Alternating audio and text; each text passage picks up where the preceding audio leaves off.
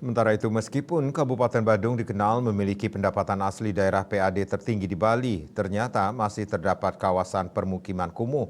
Menurut surat keputusan Bupati Badung nomor 40/0421/HK/2021, kawasan permukiman kumuh ini mencakup luas 79,36 hektar dan berlokasi di Kecamatan Kute dan Kuta Utara.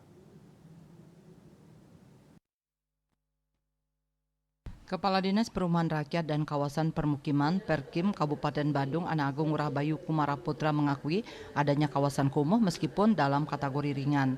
Dia menjelaskan bahwa terdapat 7 kriteria yang menentukan suatu permukiman dapat disebut kumuh seperti kemacetan, penanganan sampah, permasalahan jalan lingkungan, kepadatan rumah, dan sanitasi. Permukiman kumuh itu bukan seperti yang dibayangkan seperti di daerah lain.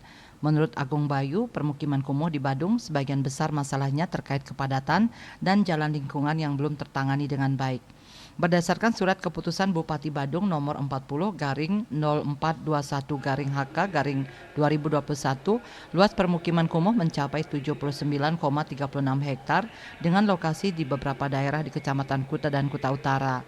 Di Badung itu adalah kumuh ringan karena kebanyakan permasalahannya kepadatan dan jalan lingkungan yang belum ditangani dengan baik. Agung Bayu mengungkapkan bahwa penanganan permukiman kumuh sudah dilakukan di Desa Canggu pada tahun 2023 yang mengurangi luas kawasan kumuh sebesar 64,37 hektar.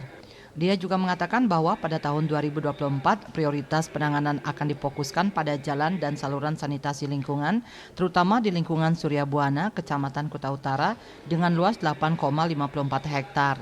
Dengan langkah-langkah penanganan yang diambil oleh pemerintah setempat, diharapkan kawasan permukiman kumuh di Kabupaten Badung dapat diminimalisasi atau bahkan dihilangkan sepenuhnya.